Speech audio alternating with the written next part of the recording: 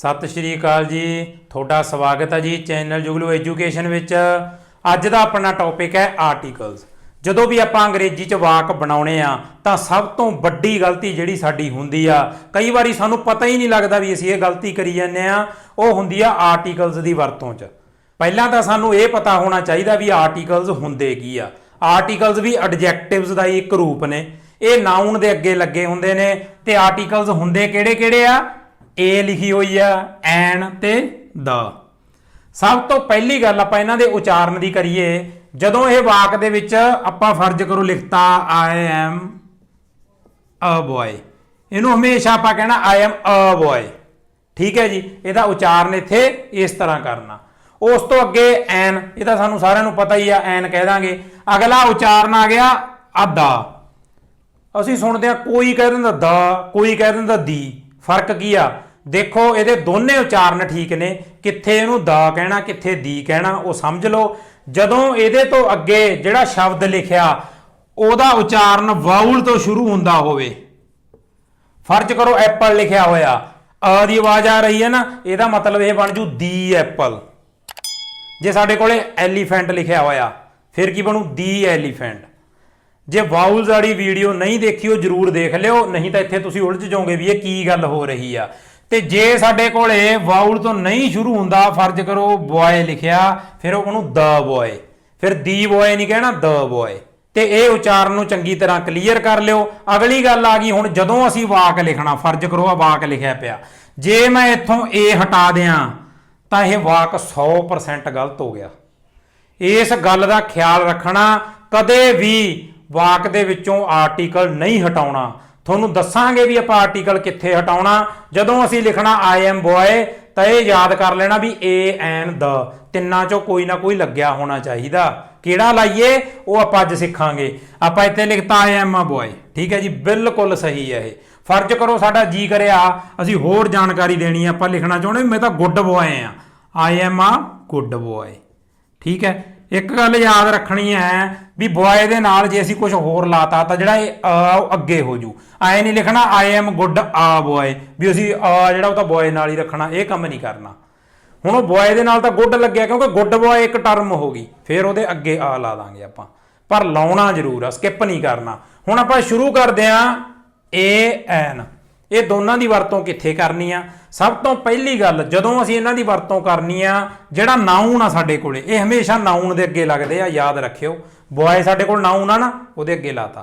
ते ये सानूं पता होना चाहिए भी वाक च जदों भी कदे असीं नाउन लिखना तां इन्हां तिन्नां दी वरतों करनी ही करनी आ। हुण जदों तां साडे कोले सिंगूलर नाउन आ जे ते ओह गिणनयोग भी होवे, जिवें मुंडा गा बॉय है ना, एक मुंडा दो मुंडे, मुंडे खड़े आपां गिण लांगे, वो सिंगूलर भी आ ते उहनूं असीं गिण भी सकते हैं। कल्ला बॉय लिखिया होया, बॉयज़ नहीं लिखिया होया। नोट करो ये गल नूं, सिंगूलर ते काउंटेबल होवे साडे कोले। ठीक है जी, उदों बाद आपां की करना, देखना भी वो अनस्पैसिफिक हैगा, भी किसी खास मुंडे की गल तां नहीं हो रही। फिर जदों ये तिन्ने गल्लां क्लीयर हो गईयां, उहदा मतलब ये आ भी जा आपां अ लावांगे जां एन लावांगे। हुण इन्हां दोनां चों लगू किहड़ा, वो वाउल्स ते निर्भर करदा। जिहदी आवाज़ वाउल्स वाली आ, ए ई आई ओ ते यू, ये पंज साडे कोले वाउल्स ने। जे जिहड़ा शब्द आ ओहदी आवाज़ इन्हां च आउंदी आ, आपां पंजाबी च तुहानूं लिख के भी दस्सिया सी, फिर आपां लावांगे एन। जिवें एप्पल लिखिया होया जे, जिवें आपां फर्ज करो कह दईए आई एम ईटिंग, हुण तुहानूं दस्सिया सी आई एम ईटिंग एप्पल कदे नहीं लिखना, गलत हो जाऊगा, 100% गलत आ। फिर आपां की लिखांगे I am eating an apple, क्योंकि वाउल है ये, इन्हां पंजां च आउंदा। फर्ज करो आपां दुकान ते गए छतरी खरीद के ले आए, आई बॉट, जे आपां लिखता आई बॉट अम्बरेला है ना, तो गलत हो जाऊगा। फिर की इन्हां दोनों चों एक लावांगे, वो साडे कोले आजू एन, क्योंकि अम्बरेला आवाज़ दी वाउल वाली आ रही है। ठीक है जी, ये गलती कदे नहीं करनी। हमेशा इन्हां दोनों चों आपां देखना भी अम्बरेला सिंगूलर आ, एक छतरी की गल कर रहे हैं। जे बाहलियां छतरियां आउणगियां असीं गिण भी लवांगे, काउंटेबल भी आ ते अनस्पैसिफिक आ। ठीक है, असीं दुकान चों कोई मर्जी छतरी ले आए, कोई आपां खास छतरी की गल नहीं कर रहे। फिर जदों ये सारियां गल्लां पूरीआं हो गईयां, आपां ला दांगे एन इत्थे। ठीक है जी, इन्हां दोनों चों एक चूज करना सी, एन लाता, वाक बिल्कुल सही बन गया। ये तां सी ए ते एन की गल। उदों बाद आ गई साडे कोल द की गल। सब तो पहला जिहड़ा द रूल आ वो ये आ भी इत्थे जिवें अनस्पैसीफिक हुंदा है ना, आपां किसी कॉमन चीज़ की गल कर रहे हैं जिहड़ी आम आ, इत्थे वो हुंदा स्पैसीफिक भी आपां किसी खास चीज़ की गल कर रहे हैं। हुण देखो तुहानूं एक बड़ा सोहना वाक बना के दिखाउने आ। आपां इत्थे लिखदे आ I gave him a ball. ध्यान नाल समझियो, देखो वाक बिल्कुल सही बन गया ना भी मैनू एक गेंद देती, कोई कॉमन गेंद आ, ठीक आ, आम आ, देती गेंद, पर उदों बाद की होया but he lost the ball. ठीक है जी। हुण देखो इत्थे भी बॉल ही सी, इत्थे भी बॉल आ, इत्थे आपां द क्यों लाता, आपे कहानी जी समझण की कोशिश करो, क्योंकि इत्थे आपां किसी आम गेंद की गल नहीं कर रहे, उही एक आम गल, इत्थे आपां एक खास गेंद की गल कर रहे हैं जिहड़ी असीं उहनूं दित्ती सी। आपां एक उहनूं आम कोई भी गेंद देती, पर उहने गवाई किहड़ी आ, एक जिहड़ी असीं गेंद उहनूं दित्ती सी स्पैसीफिक द। जे आपां लिख दिंदे ही लॉस्ट आ बॉल, फिर की पता उहने साडे वाली बॉल गवाई आ जां कोई होर गेंद गवाती, फिर क्लीयर नहीं होना सी, क्योंकि आम ही रह जाती। फिर आपां द ला के दसता भी उस एक स्पैसीफिक जिहड़ी असीं बॉल की गल कर रहे हैं उही गवाती उहने। इस करके ये फर्क समझना, ये ना समझियो भी जे इत्थे बॉल लिखिया होया ये हमेशा ए लगदा इहदे अगे तां ना असीं तां आ बॉल ही आखांगे, ये वाक अनुसार बदल सकदा, ते ये पॉइंट असीं दिमाग 'च सेव करके रखना। हुण दूजा इहदा रूल आ गया भी जिहड़े रिवर्स हुंदे ने, दरिया हुंदे ने, नदियां हुंदियां ने, जिवें द गंगा, द सतलुज, है ना, उन्हां अगे भी आपां द लाउणा।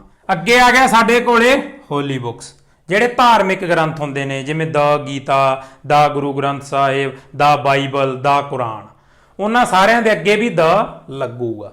ਤੇ ਉਦੋਂ ਬਾਅਦ ਆ ਕੇ ਸਾਡੇ ਕੋਲੇ ਨਿਊਜ਼ਪੇਪਰਸ, ਜਿਹੜੇ ਅਖਬਾਰ ਹੁੰਦੇ ਨੇ, the Tribune, the Hindustan Times, ਉਹਨਾਂ ਅੱਗੇ ਵੀ ਅਸੀਂ ਦ ਲਾ ਦਿੰਦੇ ਹੁੰਦੇ ਆ। ਠੀਕ ਹੈ ਜੀ। ਇਹਨਾਂ ਸਾਰਿਆਂ ਦੇ ਅੱਗੇ ਲੱਗੂਗਾ ਦ, ਤੇ ਇਧਰਲੇ ਪਾਸੇ ਏ ਤੇ ਐਨ ਜਿਹੜੀਆਂ ਆਮ ਚੀਜ਼ਾਂ ਨੇ, ਇਧਰ ਜਿਹੜੀਆਂ ਆਪਾਂ ਖਾਸ ਦੀ ਜਦੋਂ ਗੱਲ ਕਰ ਰਹੇ ਹੋਈਏ। ठीक है, कदे भी आपां आर्टिकल स्किप नहीं करना।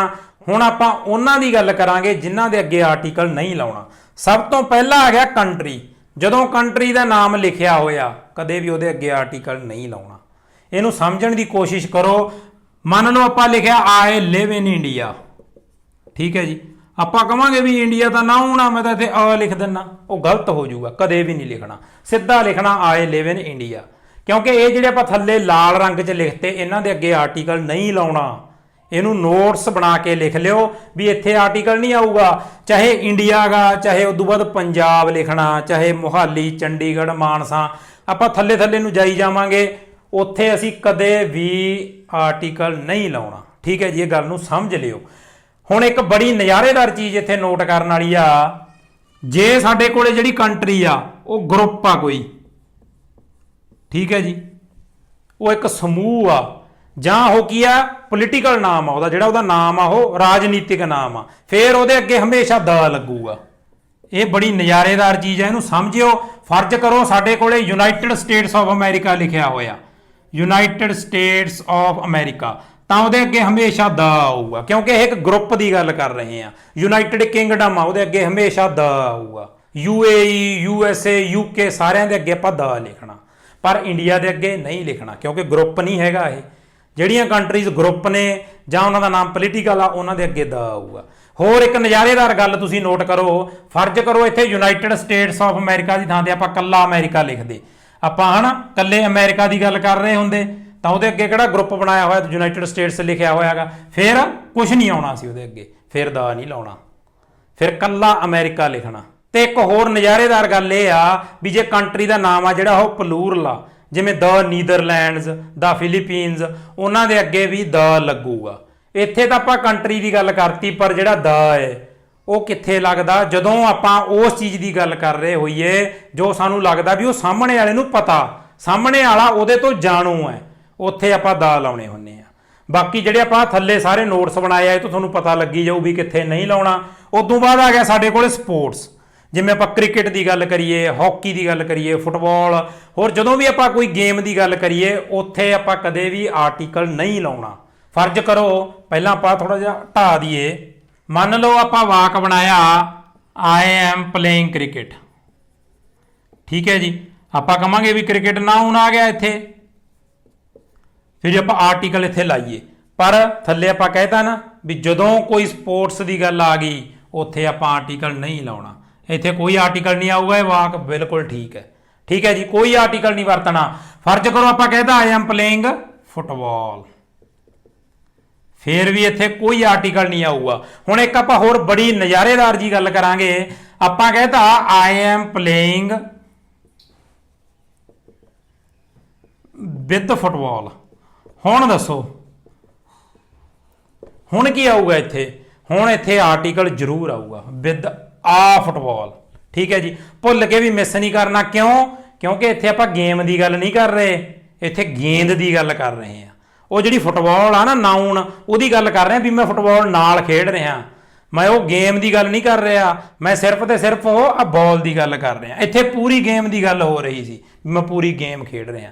ਇੱਥੇ ਆ ਕੇ ਮੈਂ ਫੁੱਟਬਾਲ ਨਾਲ ਖੇਡ ਰਿਹਾ, ਹੋ ਸਕਦਾ ਮੈਂ ਇਕੱਲੇ ਹੀ ਖੇਡੀ ਜਾਂਦਾ ਹੋਵਾਂ, ਗੇਮ ਤਾਂ ਨਹੀਂ ਹੈਗੀ ਨਾ। ਇਸ ਕਰਕੇ ਆਪਾਂ ਇੱਥੇ ਅ ਲਾਤਾ। ਫਰਜ਼ ਕਰੋ ਆਪਾਂ ਲਿਖਤਾ ਆਈ ਐਮ ਪਲੇਇੰਗ ਹਾਕੀ, ਹਨਾ, ਉੱਥੇ ਕੁਝ ਨਹੀਂ ਆਊਗਾ। ਜੇ ਆਪਾਂ ਲਿਖਤਾ ਆਈ ਐਮ ਪਲੇਇੰਗ ਵਿਦ, ਫਿਰ ਆਊ ਆ ਹਾਕੀ, ਵੀ ਮੈਂ ਇੱਕ ਹਾਕੀ ਉਹਦੇ ਨਾਲ ਖੇਡ ਰਿਹਾ। ਹਾਕੀ ਇੱਕ ਜਿਹੜੀ ਉਹ ਸਟਿੱਕ ਹੈ, ਉਹ ਨਾਉਨ ਹੁੰਦਾ, ਮੈਂ ਉਹਦੇ ਨਾਲ ਖੇਡ ਰਿਹਾ। ਹੁਣ ਜਿਵੇਂ ਆਪਾਂ ਕਹਿੰਦੇ ਹੁੰਦੇ ਆਈ ਬੌਟ ਆ ਨਿਊ ਹਾਕੀ, ਉੱਥੇ ਆਪਾਂ ਅ ਦੀ ਵਰਤੋਂ ਕਰਾਂਗੇ ਕਿਉਂਕਿ ਅਸੀਂ ਉਹ ਹਾਕੀ ਵਾਲੀ ਸਟਿੱਕ ਦੀ ਗੱਲ ਕਰ ਰਹੇ ਹਾਂ, ਗੇਮ ਦੀ ਗੱਲ ਨਹੀਂ ਕਰ ਰਹੇ ਵੀ ਮੈਂ ਉਹ ਹਾਕੀ ਵਾਲੀ ਸਟਿੱਕ ਲੈ ਕੇ ਆਇਆ। ਠੀਕ ਹੈ ਜੀ, ਇਸ ਗੱਲ ਦਾ ਖਿਆਲ ਰੱਖਣਾ। ਜਦੋਂ ਗੇਮ ਦੀ ਗੱਲ ਹੋ ਰਹੀ ਹੈ ਪੂਰੀ ਦੀ, ਉਦੋਂ ਨਹੀਂ ਲਾਉਣਾ ਆਰਟੀਕਲ। ਜੇ ਉਹਦੇ 'ਚੋਂ ਇੱਕ ਚੀਜ਼ ਕੱਢ ਕੇ ਉਹਦੀ ਗੱਲ ਕਰ ਰਹੇ ਹਾਂ, ਕਿਉਂਕਿ ਦੇਖੋ ਹਾਕੀ ਗੇਮ ਵੀ ਹੁੰਦੀ ਹੈ, ਹਾਕੀ ਸਟਿੱਕ ਵੀ ਹੁੰਦੀ ਆ, ਫਿਰ ਆਪਾਂ ਆਰਟੀਕਲ ਲਾਵਾਂਗੇ। ਉਦੋਂ ਬਾਅਦ ਆ ਗਿਆ ਸਾਡੇ ਕੋਲੇ ਲੈਂਗੁਏਜਿਸ, ਜਿਵੇਂ ਪੰਜਾਬੀ, ਹਿੰਦੀ, ਇੰਗਲਿਸ਼। ਇਹ ਜਦੋਂ ਵੀ ਆਪਾਂ ਭਾਸ਼ਾ ਦੀ ਗੱਲ ਕਰ ਰਹੇ ਹੋਈਏ ਉੱਥੇ ਆਪਾਂ ਆਰਟੀਕਲ ਨਹੀਂ ਲਾਉਣਾ। ਫਰਜ਼ ਕਰੋ ਆਪਾਂ ਕਹਿਣਾ ਹੋਵੇ ਹੀ ਸਪੀਕਸ ਪੰਜਾਬੀ। ਠੀਕ ਹੈ ਜੀ, ਇੱਥੇ ਪੰਜਾਬੀ ਆ ਗਿਆ, ਉਹਦੇ ਅੱਗੇ ਕੋਈ ਆਰਟੀਕਲ ਨਹੀਂ, ਬਿਲਕੁਲ ਠੀਕ ਹੈ। ਆਪਾਂ ਆਰਟੀਕਲ ਨਹੀਂ ਲਾਉਣਾ, ਫਿਰ ਆਪਾਂ ਉਲਝ ਨਹੀਂ ਜਾਣਾ ਵੀ ਇੱਥੇ ਆਰਟੀਕਲ ਲਾਈਏ ਕਿ ਨਾ ਲਾਈਏ। ਹੁਣ ਜੇ ਪੰਜਾਬੀ ਦੇ ਨਾਲ ਕੁਝ ਲੱਗਿਆ ਹੋਇਆ, ਉਹੀ ਕਹਾਣੀ ਫੇਰ ਆਊਗੀ, ਧਿਆਨ ਰੱਖਿਓ। ਜੇ ਆਪਾਂ ਲਿਖਣਾ ਹੋਵੇ ਆਈ ਐਮ ਆ ਪੰਜਾਬੀ ਬੁਆਏ, ਫਿਰ ਇੱਥੇ ਆ ਲੱਗੂਗਾ। ਇਹ ਗਲਤੀ ਨਹੀਂ ਕਰਨੀ ਕਿਉਂਕਿ ਹੁਣ ਪੰਜਾਬੀ ਮੁੰਡੇ ਦੀ ਗੱਲ ਹੋ ਰਹੀ ਆ, ਇੱਥੇ ਆਪਾਂ ਕੱਲੀ ਲੈਂਗੁਏਜ ਦੀ ਗੱਲ ਨਹੀਂ ਕਰ ਰਹੇ, ਨਾਲ ਮੁੰਡਾ ਵੀ ਉਹ ਪੰਜਾਬੀ ਮੁੰਡਾ। ਠੀਕ ਹੈ ਜੀ, ਜਿਵੇਂ ਆਪਾਂ ਕਹਿਣਾ ਹੋਵੇ I M N English teacher, English ਆ, ਉਹਦੇ ਅੱਗੇ ਐਨ ਲੱਗੂਗਾ। ਠੀਕ ਹੈ ਜੀ, ਇਸ ਕਰਕੇ ਇਸ ਗੱਲ ਦਾ ਆਪਾਂ ਖਿਆਲ ਰੱਖਣਾ, ਜਿੱਥੇ ਕੱਲੀ ਲੈਂਗੁਏਜ ਆ ਉਹ ਠੀਕ ਹੈ। ਜੇ ਲੈਂਗੁਏਜ ਦੇ ਨਾਲ ਕੋਈ ਹੋਰ ਸ਼ਬਦ ਆ ਗਿਆ, ਆਪਾਂ ਵਾਕ ਦੇ ਵਿੱਚ ਪੂਰਾ ਮਤਲਬ ਦੇਖਣਾ ਵੀ ਤਾਂ ਪੰਜਾਬੀ ਮੁੰਡੇ ਦੀ ਗੱਲ ਹੋ ਰਹੀ ਆ, ਗੱਲ ਤਾਂ ਇੱਕ ਮੁੰਡੇ ਦੀ ਹੋ ਰਹੀ ਆ, ਇਸ ਕਰਕੇ ਆਪਾਂ ਆਰਟੀਕਲ ਲਾਵਾਂਗੇ, ਕੱਲੀ ਪੰਜਾਬੀ ਦੀ ਨਹੀਂ ਹੋ ਰਹੀ। ਉਦੋਂ ਬਾਅਦ ਆ ਜਾਂਦਾ ਸਾਡੇ ਕੋਲੇ ਪ੍ਰੋਪਰ ਨੇਮ, ਇਹਦਾ ਸਾਰਿਆਂ ਨੂੰ ਪਤਾ ਹੀ ਆ। ਜਿਵੇਂ ਫਰਜ਼ ਕਰੋ ਸਾਡੇ ਕੋਲੇ ਮੋਹਨ ਲਿਖਿਆ ਹੋਇਆ, ਹਨਾ, ਆਪਾਂ ਕਹਿ ਦਈਏ ਮਾਈ ਨੇਮ ਇਜ਼ ਮੋਹਨ, ਫਿਰ ਇਹ ਨਹੀਂ ਸੋਚੀ ਜਾਵਾਂਗੇ ਵੀ ਆ ਲਿਖਾਂਗੇ ਕਿ ਦਾ ਲਿਖਾਂਗੇ ਕਿ ਐਨ ਲਾਵਾਂਗੇ ਨਾ। ਇਹ ਪ੍ਰੋਪਰ ਨੇਮ ਹੈ, ਸਿਟੀ ਦਾ ਨਾਮ ਹੋ ਗਿਆ, ਕੋਈ ਪਲੇਸ ਦਾ ਨਾਮ ਹੋ ਗਿਆ, ਸਾਡਾ ਨਾਮ ਹੋ ਗਿਆ, ਉੱਥੇ ਆਪਾਂ ਕੋਈ ਆਰਟੀਕਲ ਕਦੇ ਨਹੀਂ ਲਾਉਣਾ। ਠੀਕ ਹੈ ਜੀ, ਉਦੋਂ ਬਾਅਦ ਆ ਗਏ ਸਾਡੇ ਕੋਲੇ ਸਬਜੈਕਟ, ਜਿਵੇਂ maths, English, physics, chemistry, biology, ਜਿੰਨੇ ਵੀ ਸਾਡੇ ਕੋਲੇ ਸਬਜੈਕਟ ਹੁੰਦੇ ਆ ਉਹਨਾਂ ਦੇ ਅੱਗੇ ਕਦੇ ਵੀ ਆਰਟੀਕਲ ਨਹੀਂ ਲਾਉਣਾ। ਠੀਕ ਹੈ ਜੀ, ਉਦੋਂ ਬਾਅਦ ਆ ਗਿਆ ਸਾਡੇ ਕੋਲ ਜਦੋਂ ਅਸੀਂ ਸਕੂਲ ਲਿਖ ਦਈਏ, ਚਾਹੇ ਸਕੂਲ ਦਾ ਨਾਮ ਲਿਖ ਦਈਏ, ਚਾਹੇ ਸਕੂਲ ਸ਼ਬਦ ਹੀ ਲਿਖਿਆ ਆ ਜੇ ਸਾਡੇ ਕੋਲੇ, ਆਪਾਂ ਕਹਿੰਦੇ ਨਹੀਂ ਹੁੰਦੇ I am going to school, I am going to school, ਉੱਥੇ ਆਪਾਂ ਇਹ ਨਹੀਂ ਕਹਿੰਦੇ ਹੁੰਦੇ ਆ ਸਕੂਲ ਜਾਂ ਦਾ ਸਕੂਲ, ਕੋਈ ਚੱਕਰ ਨਹੀਂ, ਬਿਲਕੁਲ ਠੀਕ ਆ, ਆਰਟੀਕਲ ਦੀ ਕੋਈ ਲੋੜ ਨਹੀਂ। ਜੇ ਕਾਲਜ ਲਿਖਿਆ ਹੋਇਆ ਤਾਂ ਵੀ ਨਹੀਂ ਜ਼ਰੂਰਤ, ਯੂਨੀਵਰਸਿਟੀ ਲਿਖਿਆ ਹੋਇਆ ਤਾਂ ਵੀ ਨਹੀਂ ਜ਼ਰੂਰਤ। ਠੀਕ ਹੈ ਜੀ, ਜਾਂ ਕੋਈ ਆਰਗੇਨਾਈਜੇਸ਼ਨ ਹੈ, ਕੋਈ ਸੰਸਥਾ ਦਾ ਨਾਮ ਆ, ਉੱਥੇ ਵੀ ਸਾਨੂੰ ਕੋਈ ਜ਼ਰੂਰਤ ਨਹੀਂ। ਹੁਣ ਕਈ ਵਾਰੀ ਕੀ ਹੁੰਦਾ, ਜਿਹੜੇ ਸਕੂਲ ਵਾਲੇ, ਕਾਲਜ, ਯੂਨੀਵਰਸਿਟੀ ਵਾਲੇ, ਉਹ ਆਪਦੇ ਨਾਮ ਦੇ ਨਾਲ ਹੀ ਦਾ ਲਾ ਦਿੰਦੇ ਨੇ, ਉੱਥੇ ਆਪਾਂ ਉਲਝਣਾ ਨਹੀਂ, ਕੋਈ ਚੱਕਰ ਨਹੀਂ। ਜੇ ਉਹਨਾਂ ਨੇ ਲੱਗਿਆ ਪਿਆ ਫਿਰ ਆਪਾਂ ਦਾ ਲਿਖ ਦਿਆਂਗੇ। ਉਦੋਂ ਬਾਅਦ ਸਾਡੇ ਕੋਲੇ ਆ ਜਾਂਦੇ ਨੇ ਜਿਵੇਂ my, his, her, this, that, these, those, their. ਇਹ ਸਾਰੇ ਜਿਹੜੇ ਸਾਡੇ ਕੋਲੇ ਸ਼ਬਦ ਨੇ, ਇਹਨਾਂ ਦੇ ਅੱਗੇ ਕਦੇ ਵੀ ਆਰਟੀਕਲ ਨਹੀਂ ਲਾਉਣਾ। ਜਿਵੇਂ ਫਰਜ਼ ਕਰੋ ਆਪਾਂ ਲਿਖ ਦਈਏ please give me a book, ਹੁਣ ਆਪਾਂ ਉਹਨੂੰ ਵੈਸੇ ਹੀ ਕੋਈ ਬੁੱਕ ਦੀ ਗੱਲ ਕਰਤੀ ਹੈ ਨਾ, ਕਿਤਾਬ ਦੀ, ਆਪਾਂ ਅ ਲਾਤਾ ਆਰਟੀਕਲ। ਜੇ ਆਪਾਂ ਇਹਨੂੰ ਛੱਡ ਕੇ ਮਾਈ ਬੁੱਕ ਦੀ ਗੱਲ ਕਰੀ ਹੁੰਦੀ ਵੀ ਮੇਰੀ ਕਿਤਾਬ ਆ, ਹੈ ਨਾ, please give me my book, ਫਿਰ ਇੱਥੇ ਕਦੇ ਵੀ ਆਰਟੀਕਲ ਨਹੀਂ ਆਊਗਾ। ਇਹ ਨਹੀਂ ਸੋਚਣ ਲੱਗ ਜਾਣਾ ਪਲੀਜ਼ ਗਿਵ ਮੀ ਆ ਮਾਈ ਬੁੱਕ ਜਾਂ ਮਾਈ ਅ ਬੁੱਕ, ਉੱਥੇ ਆਰਟੀਕਲ ਨਹੀਂ ਆਊਗਾ। ਉਵੇਂ ਇਹ ਆ please give me his book, ਫਿਰ ਵੀ ਨਹੀਂ ਆਊਗਾ। Please give me her book, please give me this book, please give me that book, ਜਾਂ please give me these books, ਜਾਂ please give me those books, please give me their books. ठीक है, फिर उत्थे कदे भी आर्टिकल नहीं आऊगा। तो अखीर ते एक होर बड़ी वधिया गल करते हैं भी तुहानूं पता होना चाहिए, जिवें आपां कहा गिणनयोग, ना गिणनयोग चीज़ां किहड़ियां हुंदियां जिन्हां नूं असीं जां तां तोलदे हुंदे आ जां मिणदे हुंदे आ। जिवें दुੱਧ, फर्ज करो आपां लिखता आई बॉट मिल्क, वाक बिल्कुल ठीक आ क्योंकि जिहड़ा मिल्क आ उहनूं असीं गिण ही नहीं सकदे। हुण जे की होया इत्थे आपां लिखिया होया I bought packet of milk, ठीक है जी। हुण गल कल्ले दुੱਧ दी नहीं हो रही, पूरे पैकेट दी हो रही आ। ਜਿਹੜੇ पैकेट ਹੁੰਦੇ ਆ ਉਹ ਤਾਂ ਅਸੀਂ ਗਿਣ ਸਕਦੇ ਆ 1 2 3, ਫਿਰ ਇੱਥੇ ਆ ਲਾਉਣਾ ਬਹੁਤ ਜ਼ਰੂਰੀ ਆ। I bought a packet of milk, ਇਹ ਗਲਤੀ ਕਦੇ ਨਹੀਂ ਕਰਨੀ, ਸਕਿਪ ਨਹੀਂ ਕਰਨਾ ਕਿਉਂਕਿ ਪੂਰੇ ਪੈਕੇਟ ਆਫ ਮਿਲਕ ਦੀ ਗੱਲ ਹੋ ਰਹੀ ਆ। ਜੇ ਕੱਲਾ ਵਾਟਰ ਲਿਖਿਆ ਹੋਇਆ ਪਾਣੀ ਤਾਂ ਨਹੀਂ ਲਾਉਣਾ, ਜੇ ਲਿਖਿਆ ਹੋਇਆ ਗਲਾਸ ਆਫ ਵਾਟਰ ਫਿਰ ਉਹਦੇ ਅੱਗੇ ਆ ਲੱਗੂਗਾ ਵੀ ਆ ਗਲਾਸ ਆਫ ਵਾਟਰ। ਠੀਕ ਹੈ ਜੀ, ਇਹ ਬਹੁਤ ਜ਼ਰੂਰੀ ਟੌਪਿਕ ਆ ਸਾਡੇ ਲਈ, ਇਸ ਚੀਜ਼ ਦਾ ਅਸੀਂ ਬਹੁਤ ਖਿਆਲ ਰੱਖਣਾ। ਉਮੀਦ ਕਰਦੇ ਹਾਂ ਅੱਜ ਵਾਲੀ ਵੀਡੀਓ ਤੁਹਾਨੂੰ ਬਹੁਤ ਵਧੀਆ ਲੱਗੀ ਹੋਊਗੀ। ਅਗਲੀ ਵੀਡੀਓ ਲੈ ਕੇ ਜਲਦੀ ਫੇਰ ਹਾਜ਼ਰ ਹੋਵਾਂਗੇ, ਉਦੋਂ ਤੱਕ ਲਈ ਸਤਿ ਸ਼੍ਰੀ ਅਕਾਲ।